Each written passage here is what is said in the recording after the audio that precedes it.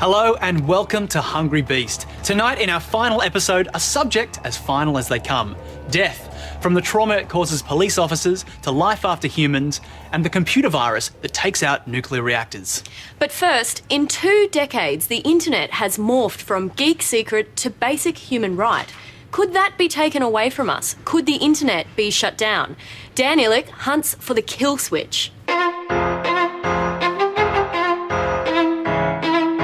In March this year, a 75-year-old woman scavenging for copper near the Georgian capital of Tbilisi accidentally dug through a fibre optic cable with her spade, cutting off the internet for the whole of neighbouring Armenia, as well as large parts of Georgia and Azerbaijan.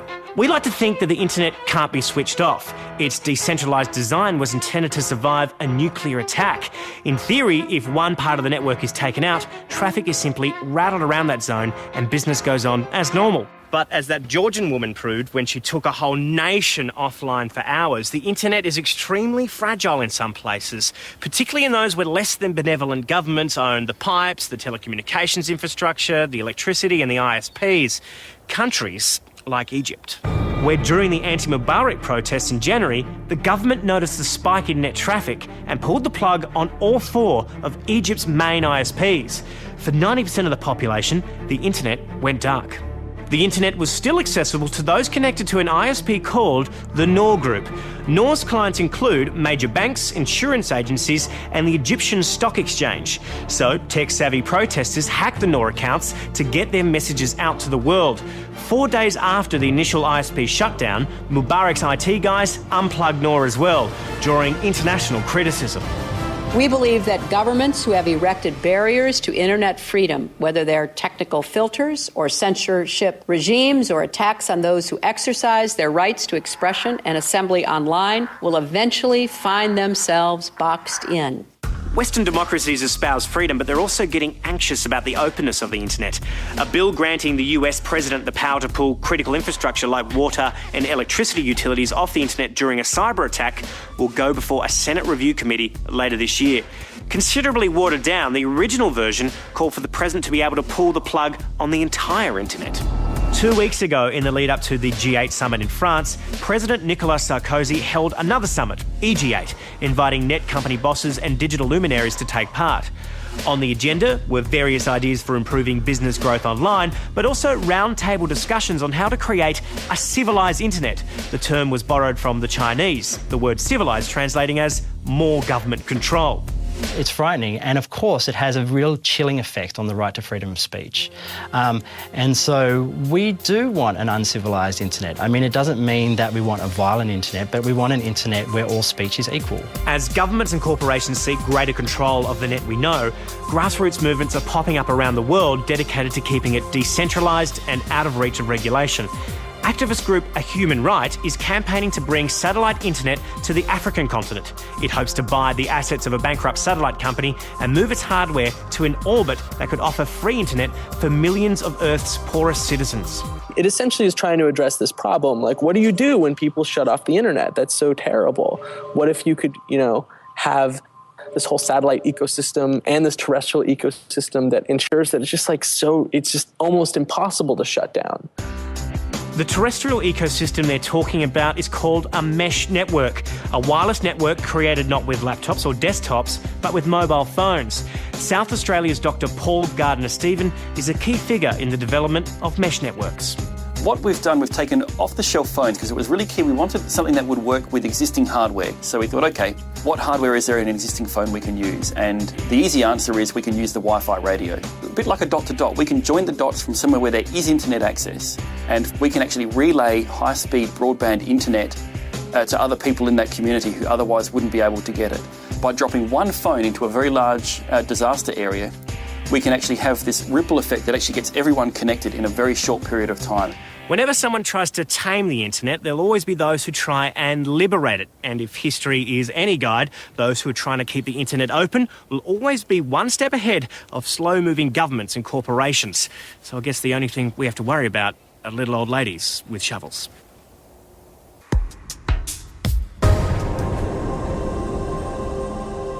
Stuff said. Death. I just killed a pig. And a goat. Facebook founder Mark Zuckerberg posted to his private Facebook page on the 4th of May 2011. Zuckerberg has set himself the challenge this year to eat only meat from animals that he's killed himself. Fastcompany.com, 27th of May 2011. This will be my weapon. Maybe one day, when this is over, I will throw my gun away and become a video reporter. Inshallah. Osama, a Syrian army officer, referring to his video smartphone, which he uses to secretly film and share footage of atrocities and murders committed by the Syrian regime. Despite government orders to suppress pro-democracy protests, a growing band of video soldiers has formed an underground dissident network to bear witness to the violence. Wired.com, 20th of May, 2011. I regard the brain as a computer, which will stop working when its components fail. There is no heaven or afterlife for broken down computers. That is a fairy story for people afraid of the dark. Stephen Hawking offers his thoughts on eternity. The Guardian, May 15th, 2011.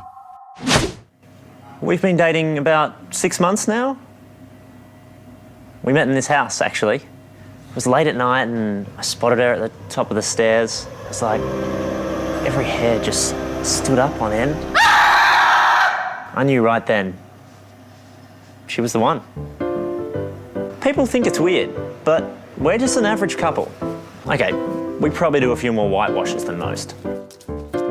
I think there's still a lot of intolerance and fear in our society about ghosts, but my parents have been pretty supportive. Mum, Dad, this is my girlfriend.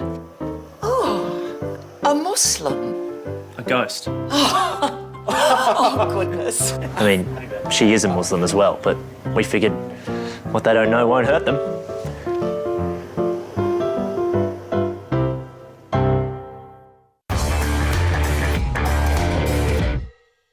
Like the dinosaurs, humans will one day die out. What mark will we leave on the planet? Probably not much, but that's not going to stop us from trying. Nuclear war, asteroid impact, catastrophic climate change. Let's face it, our species has an expiration date. And like that carton of milk left at the back of the fridge, will probably turn into a lumpy, foul-smelling mess when we pass it. Of course, not for long. Our corpses will decay pretty quickly. Our art and culture won't last much longer. After only a few thousand decades, according to geologists, everything man-made will crumble into sediment. But we're humanity, damn it. Our legacy needs to be preserved, or at least the important bits, like Shakespeare, the Sistine Chapel. Or this. With over 500 million hits, Justin Bieber's Baby Baby video is the single most popular thing on YouTube, and therefore we've decided that this catchy, prepubescent warbling is the defining cultural artefact of the 21st century. So the question is, how can we make this little slice of humanity last forever? Luckily, a lot of people have asked the same thing, and we're going to hijack their answers.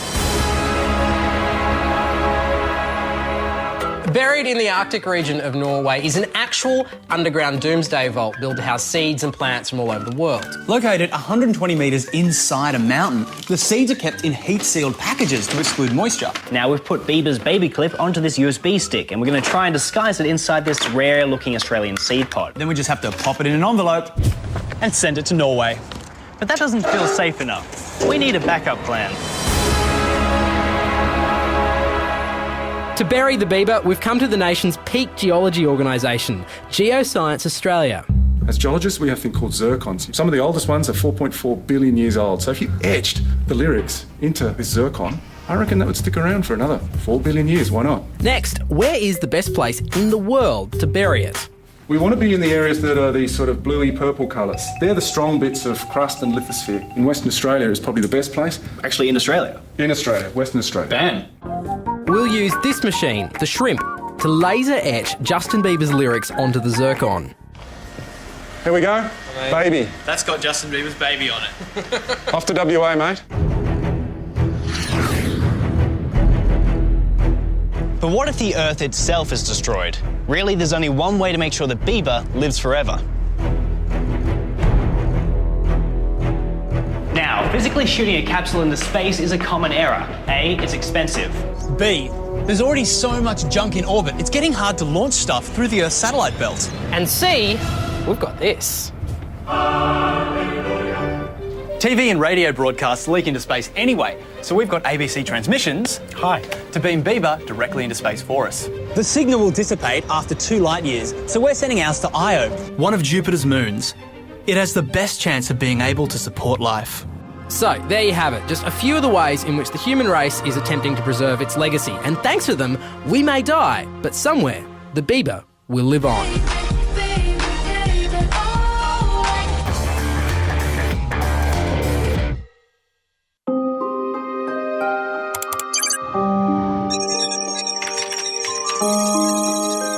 Meet Glencore, the commodities trader behind a $37 billion share float, the biggest of 2011. Glencore controls 24% of the world's barley, 10% of its wheat, 50% of its copper and 60% of its zinc. It also invests in oil, gas, coal, aluminium, iron ore, rice and sugar. At some point, what's on your dinner plate and inside the appliances you use has probably passed through Glencore's hands. Its revenue last year was $145 billion. Founded by American Marc Rich in 1974, the company fortune was made selling Iranian oil, breaking US sanctions in doing so. Indicted on charges of trading with the enemy, racketeering and tax evasion, Rich fled the US in 1983, relocating to a Swiss tax haven as one of the FBI's 10 most wanted fugitives. Rich continued to trade oil, supplying $2 billion worth to South Africa's apartheid regime in the mid-1980s. Rich stood down in 1993 after failing in his ambition to corner the entire global zinc market. He handed control to South African-born Ivan Glassenberg, who owns 16% of the company. Described by the Financial Times as one of the great enigmas of the corporate world, a brief stint in Sydney gave the obsessively private Glassenberg Australian citizenship. The Glencore float will earn the Swiss resident $10 billion, making him, technically, our richest man. Glencore is currently under investigation by the Zambian government for allegedly rorting the country out of millions in tax revenue. Early details of the investigation led the European Union Investment Bank to freeze all new loans to Glencore. It's also been charged with bribing EU officials in Belgium, and 2 years ago it paid a settlement to an aluminium company in Bahrain to make bribery claims go away, even though it denied the allegations. Commodities trading has very human costs. World food prices are 36% higher than they were this time last year. Another 44 million people have been pushed below the poverty line. The UN says the increases can be largely explained by the emergence of a speculative bubble created by powerful institutional investors. Glencore is the biggest of those. Last year, Glencore successfully lobbied the Russian government to stop wheat exports after a weak harvest there. This allowed Glencore to push up the price elsewhere, selling its stockpiled grain at prices 15% higher than normal. That might add $1 or $2 at the checkout in Australia, but elsewhere, it can be the difference between life and death. Glencore, reaping huge profits from life's essentials. Capitalism at its most lucrative and its most costly. Death is a daily reality in some jobs, but it rarely happens without cost to those who tidy it up. Ali Russell investigates the silent epidemic, destroying the careers of hundreds of Australian police every year. Post-traumatic stress disorder. Police attend every suicide, every murder, every fatal car accident. They're routinely exposed to more death and trauma than troops at war. Probably in my service, I dealt with 100 deaths, I think, in all its forms. Retired leading senior constable Graham Wiley was with the New South Wales Police for 23 years. As a crash investigator, it was his job to attend serious and fatal car accidents. When you're dealing with traumas and deaths and nasty assaults and injuries, you obviously do take some of it in, and the more serious or grieving of nature, the worse it is, and it does affect you. For some police, it's not the daily exposure to dead bodies, but the relentless threat to their own lives that does damage. Every undercover operation I've been involved in has been dangerous and has been life-threatening. This award-winning detective sergeant worked undercover infiltrating criminal organisations for 13 years. Work so dangerous she still must remain anonymous. I've had shots fired at me. I've been in situations where I have been alone with murderers, pedophiles, serial killers, well-known criminal identities, where I ultimately knew I was setting them up to betray them. I never had a gun, I never had a radio. I was just sort of let loose on the streets to go and buy drugs. Look, I think people completely underestimate how difficult the life of the average police officer is. And the more officers that I see as patients, in a sense, the sadder I feel for them, actually.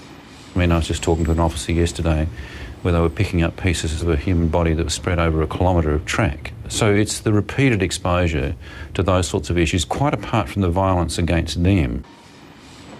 The hidden costs of police work that don't make the news are the psychological injuries police walk away with. All the accidents are very hard because you're dealing with the grieving of the people that have lost someone. You don't realise how damaged or how police work's affecting you. The effects of post-traumatic stress can include uncontrollable visions, nightmares, tearfulness and anxiety attacks. Flashbacks, sort of seeing matters you'd been to before quite clearly. Things that were 20 years old, you're seeing them just as it was the day you were there. I think it was a culmination of all my years and years and years of previous undercover work that had all built up, and the vulnerability I'd never actually experienced before. I felt so alone. A lot of times I was too scared to go out. When you go home after working pretty hard, it's like hitting a brick wall. And you can do your walking or you do some jogging and you do your gardening until it gets to the point where it's just unbearable. While no exact figures exist, the number of Australian police experiencing PTSD is estimated by experts to be between 10 and 18%. That's between 5 and 10,000 Australian police.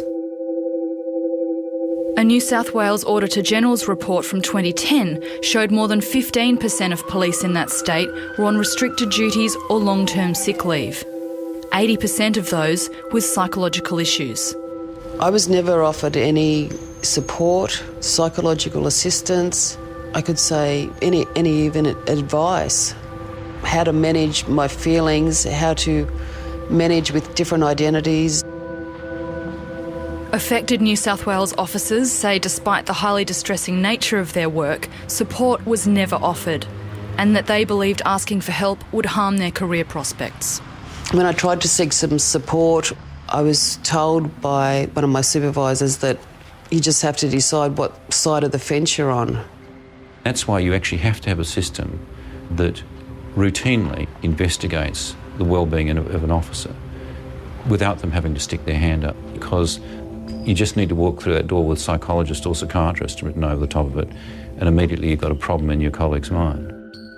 Since 2005, the New South Wales Police Department has run quarterly psychological checks on its staff. One serving officer who experienced PTSD informed Hungry Beast that when he told a police psychologist he was struggling, he was advised to take deep breaths. Crucially, the matter was not followed up. They do often screen people, but what they fail to do is to have a look at that in the context of what happened last time they were screened. And the point is, a screen is only a screen. You then need to actually carry out a proper assessment. I haven't seen any changes, and it's sad because you wouldn't want anyone, you wouldn't wish it on anyone, like the PTSD. Even your worst enemy, probably, you know. The real tragedy is that the New South Wales Police Department has known about post-traumatic stress since 1988. These internal police documents obtained by Hungry Beast show that senior officers believed the problem to be preventable. 23 years later, the police force still lacks an effective strategy to deal with PTSD. Hundreds of officers continue to break down every year. Many are unable to ever work again. It still saddens me every day that I'm not a police officer, which is such a juxtaposition because they have treated me so badly and let me down when I trusted that I would be looked after. Do you believe that the support offered within the police force is enough? No. And I've got no bias or bitterness or anything about that, but it's basically a sort of myself and many people, it's like the cord's been cut from the department and you sort of head off home. Many people I know have got no call or no visit at all. They feel like they're on their own, let alone what effect it's having on their family.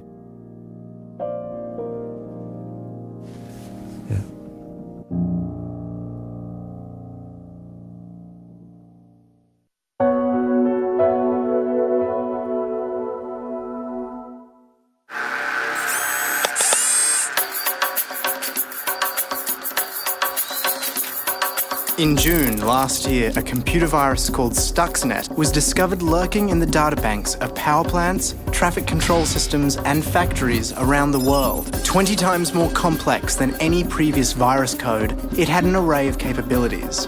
Among them, the ability to turn up the pressure inside nuclear reactors or switch off oil pipelines, and Stuxnet could tell the system operators everything was normal. Unlike most viruses, Stuxnet doesn't carry the usual forged security clearance that helps viruses burrow into systems.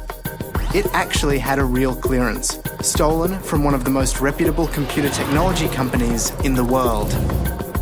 It exploited security gaps that system creators are unaware of. These holes are known as 0 days, and the most successful viruses exploit them. The details of a 0 day can be sold on the black market for $100,000. Stuxnet took advantage of 20 0 days. But once it got into a system, it didn't always activate. Buried deep in the Stuxnet code was a specific target. Without that target, the virus remained dormant. What was it looking to shut down? The centrifuges that spin nuclear material at Iran's enrichment facilities. Stuxnet was a weapon. The first to be made entirely out of code.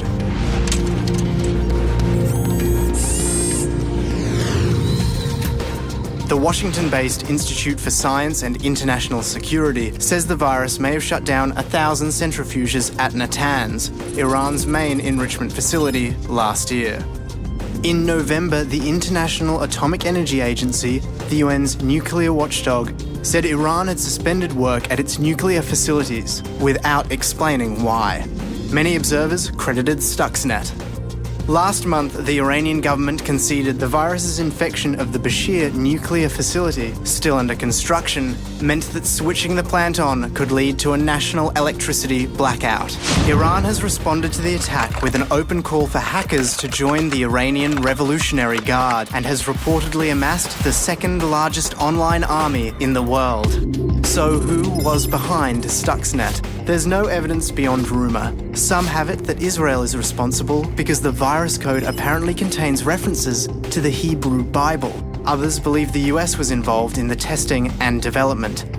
The finger has even been pointed at Siemens mobile phone company, whose software is used by the Iranian regime. The most important question may not be who designed it, but who will redesign it. The evolution has been so fast that 9 months after its detection, the first virus that could crash power grids or destroy oil pipelines is available online for anyone to download and tinker with. You can watch people on YouTube pulling Stuxnet apart. It's an open source weapon. And there's no way of knowing who will use it or what they will use it for. Come round this way. Baby, I'm getting famous. Wait, I'll call you back. What's a go? Oh, my funeral. My funeral is the topic I avoid, thinking about. I don't worry about funerals. They're not mine. When it's mine, then I'll worry about it. Oh, boy, am I planning my funeral. I want pyrotechnics with me inside. Back in the day, in the 90s, I think I wanted a laser beam show. I want people to be happy. I want people to say, wow, what a life she had. It's got to be a happy experience, play some happy tunes, get everyone dancing. That's probably what I would want with my funeral. Have a ball. I want to save up a whole bunch of money and make sure that everyone who comes to my funeral parties really, really hard afterwards and just gets together and gets to meet each other. Like all the people in my life who I've cared about and are really, friendly, and I've always wanted to meet each other, can finally be in a room. You always say that you want your funeral to be happy and just people laughing and stuff. That's actually a joke. Like, people are going to be sad because you're gone. It sounds selfish to say you'd want people to be sad, but if you wanted people to be sad, it would mean that you would have left a really good energetic footprint in your family, your friends. I'd love to see everyone mourning she was so great. But then at the same time, I kind of want to play Dunkasheen by Wayne Newton. I want all the songs to be musical songs and everyone to be singing along, and I want to be a sing-along kind of funeral. It'd be loud, there'd be a lot of people there, and there would be probably rock and roll music. It's just going to be funky. It's going to be funky. Bring plenty of deodorant and foot spray because it's going to get funky. I would like to actually have a funeral before my funeral. I would love to celebrate with my friends before, if I could. Doesn't matter how bad you were in life, you'll find in funerals, the people get up and talk, they say what a great person you were, It's pretty quick. Let's get it over and done with. I've never seen the relevance of a funeral. I don't want people to worry about me or cry over me or anything. She's had a good life. She's had good health. Let her go. I want to go out with a bang. And I want everyone to have a good old bang while I'm doing that. I'm done. That's all right. No worries. That's it. That's it. Follow the money. $40. The amount paid in Western Kenya to women with HIV willing to be sterilised. The scheme aims to reduce the number of HIV-positive children born into impoverished communities. $274,920. How much cigarette manufacturers British American Tobacco and Philip Morris contributed to the Liberal and National parties in the last financial year. Labor and the Greens do not accept tobacco company donations. $90 billion. The cost of decommissioning Fukushima nuclear power plant. $600 billion. The cost of rebuilding Fukushima nuclear power plant.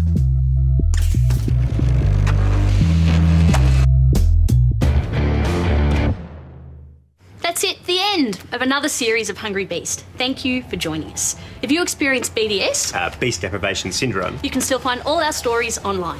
Before we go, 3 weeks ago we ran a quote from Amina A, a Syrian lesbian and author of the blog A Gay Girl in Damascus. Earlier this week, Amina Abdullah Aref Al-Amari was taken by armed men in the Syrian capital and hasn't been heard from since. So we're going to leave you with her words one more time. Good night. Good night. If I run, I know that they will shoot. I can see weapons, the bulge of pistols and likely knives under their jackets. Syrian blogger Amina A, who received a midnight visit from security services for posting as an out lesbian on her blog A Gay Girl in Damascus. Her father angrily defended her and sent them away. 26th of April, 2011.